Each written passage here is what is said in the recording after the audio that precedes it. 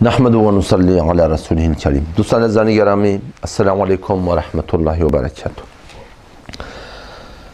در این جلسه به نسبت یک مسئله اعتقادی که اکثرا در ما بین جوانهای ما، چون که این مسئله را درست متوجه نشدن، باعث خیلی از اعمالهای ناهنجار در جامعه میشه. بحث تقدیر هست. بعضن که جوانهای ما یا دیگر دوستانی که در اطراف ما زندگی میکنن و به نسبت زندگی روزمره خود با شکست مواجه میشن، حالا با هر نوع شکستی، در ازدواج بلا نسبت، در امور شغلهایی که انتخاب میکنن و به نسبت تحصیلاتی که در جامعه کردن سرخورده شدن و علت به وجود آمدن این مشکلات را میاندازن گردن تقدیر که تقدیر خدا چنین خواست. ایمان آوردن به تقدیر خداوند متعال این جزء لازمه لا ينفك ایمان ماست. والقدر خیره و شره من الله تعالی. هر خیر و شری را تا الله متعال مقدر نکنه، تا اون ذات مقدس نخواد، هیچ چیز صورت نمیگیره. به نسبت این موضوع ما قلبا باید ایمان داشته باشیم که هر چیزی با تقدیر خداوند متعال. اما به نسبت تقدیری که ما در این جلسه قراره به نسبت اون بنده کمی توضیحاتی را خدمت شما ارائه بکنم. به نسبت اون اتفاقاتی که در جامعه به نسبت زندگی ما اتفاق میفته، لازمه که ما 3 مورد را مد نظر داشته باشیم. بعضی از امور در زندگی ما هستن که به نسبت اتفاق افتادن اون مورد هیچ کوچکترین دخالتی ما در اون مورد نداریم. مثلا مادر شما وفات پیدا کرده، پدر شما، کدام اتفاقی ناخواسته شده، اینجا دیگه کلا حواله تقدیر خدا کردن و راضی بودن با اون لازمه ایمانه. خدا چنین خواسته، ما راضی هستیم. بعضی از موارد هستن در زندگی که شما و من و شما باید به نسبت اون موضوع تدبیراتی را باید در زندگی انجام میدادیم. تدبیرات اصلا انجام ندادیم، همینطوری توکل بر خدا رفتیم و بعد گفتیم خدا خواسته. این دیگه جهالته. یعنی مثلا شما به مسافرتی میرین، هیچ نگاهی به لاستیک نمی کنین، ماشینای لاستیکتون، چرخش، به نسبت زنجیر چرخش یا به نسبت هر امور فنیش نگاه نکردی، تدبیر نکردی، همین توکل بر خدا رفتی، با یکی تصادف کردی چون که ترمز شما خراب بوده، بعد اینو انداختن که خدا اینطور خواسته. این جهالته. الله تعالی به ما عقل و هوش داده، ما باید تدبیر بکنیم. اما به نسبت بعضی از امور در زندگی ما، الله متعال بنابر اعمال ما با ما معامله میکنن. تقدیر علم خدا هست که خداوند تعالی میدانه چطور خواهد شد و چطور خواهد کرد. به نسبت این موضوع ما ایمان داریم که خدا از همه چی خبر داره.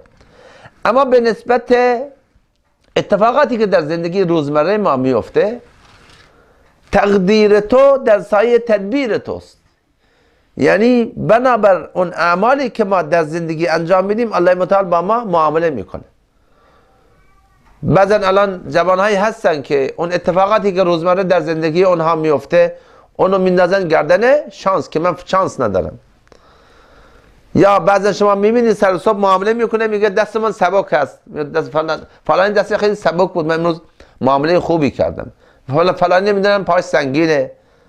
یا بعضا میبینید که اتفاقاتی که در زندگی میفته، اینها رو به ماه و ستارگان و یا اینکه فلان روز نحس هست به ایام نسبت میدن. همه اینها برخلاف شرع هست.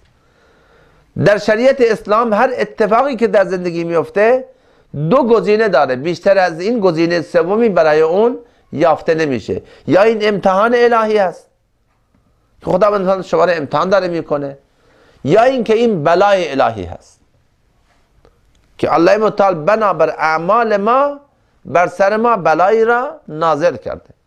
گزینه سومی به نام شانس، سبکی دست، نحوست ایام، ستارگان و ماه، این مسائل اصلا در اسلام معنا نداره.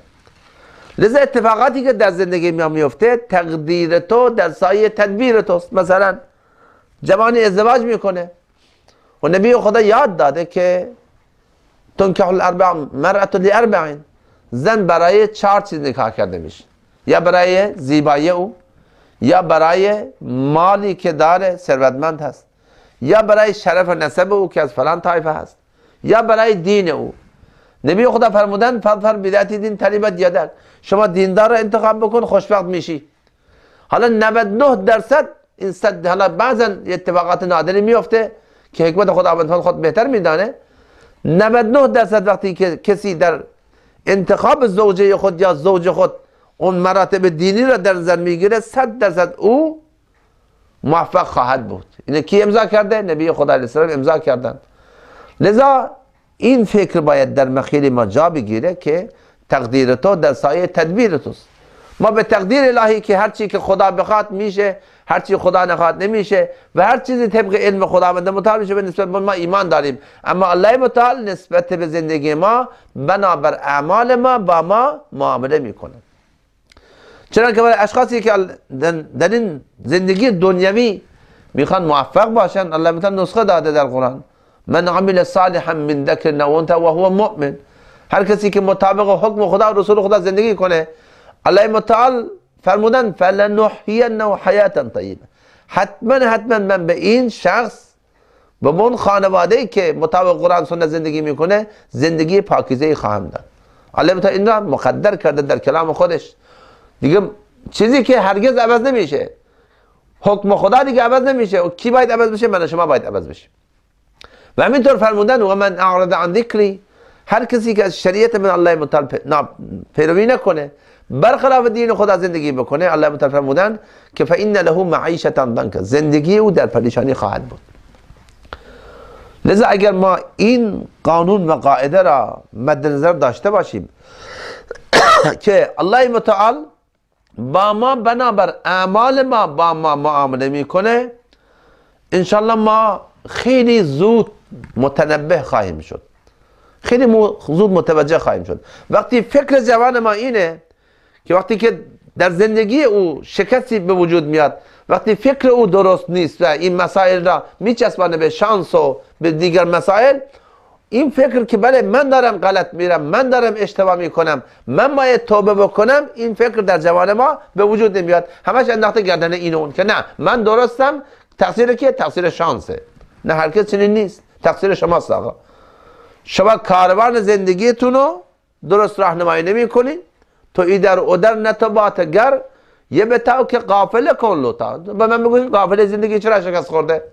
مجھے رهزنون که گلا نهی تیری رهبری که سواله. تو از این منور گلایه میکنی؟ شاعر میگه که نه، تیری رهبری که سواله. از رهبری شما در زندگی سوال هست که شما مطابق قرآن سنت زندگی خود را رهبری نمیکنی. والله متعال هم اون خداوند متعال ما یبدل القول لدی فرمودن که کلام در نظر من دو نمیشه. من یه چیزی گفتم در قرآن خودم نازل کردم، کلام من همون یک کلامه، من الله عوض نمیشم، کلام منم عوض نمیشه، حکم منم عوض نمیشه، مقدرات من الله من عوض نمیشه. کی باید عوض بشه؟ من و شما باید عوض بشه. لذا این مسئله را مد نظر داشته باشیم که هر اتفاقی که در زندگی ما میفته حکمتی در اون هست. الله متعال داره امتحان میکنه که این بنده من صبر میکنه یا صبر نمیکنه، یا اینکه بلایی هست که از دست اعمال منه و من باید کارنامه زندگی خودم رو یکم بچرخونم، یکم عقب برگردم، کجا من اشتباه کردم، کجا من قدم اشتباه گذاشتم، کجا من خطا رفتم. تا زمانی که اون را درست نکنیم، اینکه زندگی ما بر صراط مستقیم قرآن و سنت قرار بگیره و من در این دنیا موفق باشم، این تقریبا چیزی محال هست. الله متعال به همه توفیق بده و السلام علیکم و رحمت الله و برکاته.